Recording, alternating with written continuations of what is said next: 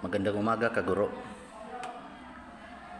Ano ba ang ipinaghihiwatig ng RA 7836 ng 1994? Ang RA 7836 ng 1994 ay ang Philippine Teachers Professionalization Act of 1994. Ito ay isang batas na naglalayong pagtibayin at palakasin ang propesyon ng pagtuturo sa Pilipinas. Ang batas na ito ay naglalayong number 1, pagtibayin ang propesyon ng pagtuturo bilang isang mahalagang bahagi ng sistema ng edukasyon sa Pilipinas. So, isa-isahin natin to mga kaguro para maliwanag para sa atin at mas lalo nating maintindihan ng maayos kung naaayon ba yung batas para sa atin o kung tayo ba ay naaayon para sa batas. So, pagtibayin, number 1, pagtibayin ang propesyon ng pagtuturo bilang isang mahalagang bahagi ng sistema ng edukasyon sa Pilipinas. So, alala natin dito na nung unang tayo nag-apply pa lamang bilang isang guro ay talagang gusto natin na maging part ng Educators of the Philippines, sa sistemang edukasyon sa Pilipinas. So, talagang pinagtibay natin ang ating propesyon. Baga, naghahanap tayo ng mas akma at mas nakakatulong para mapagtibay ang edukasyon ng ating bansa. Yan yung number 1. Yan yung isa sa mga nilalayon ng Batas 7836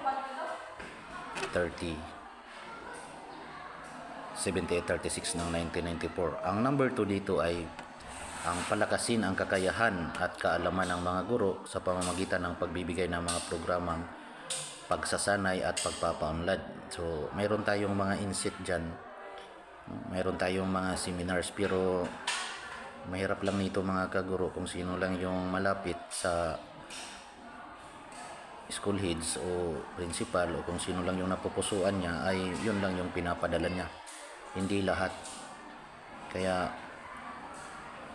ano yan. At saka hindi naman siguro sabay-sabay din. Siguro nagkakataon lang na sila yung nauna, tayo naman yung susunod. Kaya kung gusto mong papalakasin ang kakayahan at kaalaman mo bilang isang guro, advice ko sa iyo na kumuha ka ng master's degree. Kagaya ng ginawa ko, kumuha ko ng 2 master's degree.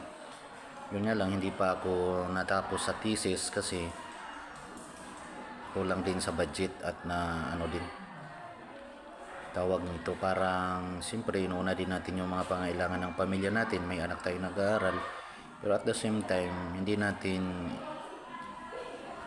isa'y nawalang bahala o sinatabi na lamang yung ating pagtuturo bilang isang guro. So, itaguyod ang mga karapatan at benepisyo ng mga guro. So, yung mga karapatan at benepisyo natin, yun din yun isa sa mga nilalayo ng RA 7836, no? Yung mga karapatan natin, siyempre hindi naman ibig sabihin no na nag-absent ka ka. So mayroon tayong mga karapatan dyan. Yan yung dapat nating pag-aralan, yung mga karapatan din natin, kasi minsan para ba ang tayo'y naging na lang, kung ano lang yung nabasa ng natin, yun na yung natin, kumbaga yan na yung kung ano yung nabasa mo, yun na yung alam mo. Pero mayroon tayong exemption diyan. Siyempre sinasabi ng batas, kung wala kang kakayahang kumuha ng attorney ay bibigyan ka ng Public Attorney's Office o PAO, no? So may mga karapatan tayo, hindi tayo basta-basta na lang tatanggalin sa trabaho natin kung walang sapat na dahilan. Mayroon naman tayong DOLE o kaya Department of Labor and Employment, doon pwede tayo makapagreklamo kung sakaling ganun, no? So lahat ng mga guro ay may karapatan at may benepisyo. So isa yan sa mga na-vlog ko, yung mga benefits of teachers in the year 2025, no? Mayroon tayong mga karapatan at batas doon. Pero kung mga ibang issue naman ay mayroon din tayong, siyempre kumbaga sabi nga ng nanay natin na pinag-aral tayo, so alam natin kung ano yung mga karapatan natin, no? So dito naman ay number 4 naman ay pinagtibay ang mga pamantayan sa pagtuturo at pagpapatibay ng mga guro. So bilang isang guro, kailangan din nating mag-develop o kaya i-advance yung mga kaalaman natin bilang isang guro. So ako mahilig akong nag-i-edit tayo mga kaguro. So mahilig akong magtatanong-tanong kung ano yung mga bagay na hindi ko gusto. So kumbaga nire-research ko, tinatanong ko kung ano yung mga ano na yan, karapatan na yan. At saka hindi tayo basta-basta matibag dyan dahil ang gawa naman natin ay inaayon naman natin sa at bilang isang professional na guro. So ang batas na ito ay mahalaga sa pagpapaunlad ng sistema ng edukasyon sa Pilipinas at sa pinagtibay na propesyon ng pagtuturo. So ano dito mga kaguro, no? So ang RA 7836 ng 1994 ay ang Philippine Teachers Professionalization Act of 1994. So ito ay naglalayong mapagtibay at saka mapalakas ang propesyon ang pagtuturo sa Pilipinas. Hindi yung mga kaibigan na sinisilip kung ano yung mali ng isang guro ay pagmumukha sa kanya na mali talaga siya.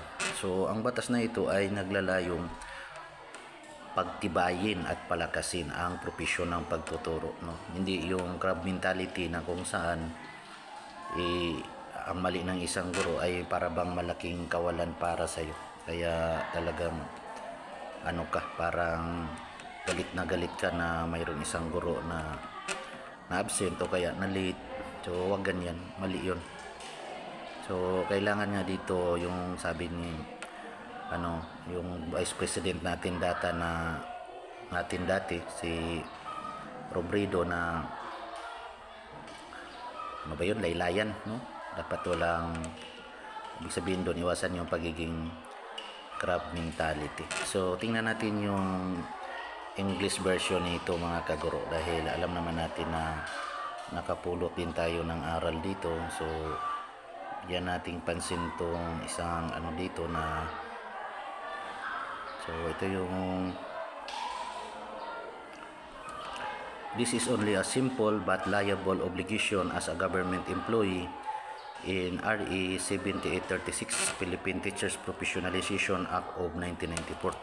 So also known as Code of Ethics for Professional Teachers, stating that 12 fundamentals principle of ethics that every employee who enjoys leave of absence must file Form 6 to avoid consequences. So failing to show up for duty without prior notice or leave application is typically considered unprofessional behavior. In most educational settings, consequence can include disciplinary action such as a warning, awol, suspension, or even termination. So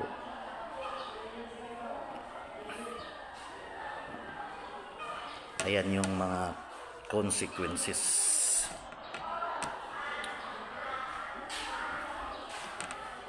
So anong masasabi mo dyan mga kaguro? Maganda naman yung ng batas natin, pero sa sinabi ko na kanina, maganda ang layunin ng mga RA na yan, pero yan ay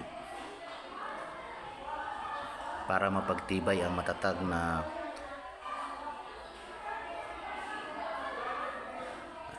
pagtibay natin ang ating profesyon bilang isang guro.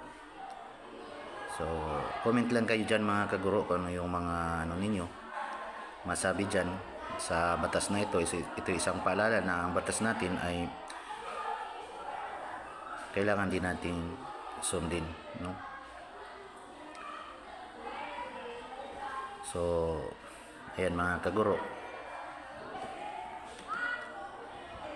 maraming salamat at comment lang po sa baba. God bless po. Thank you.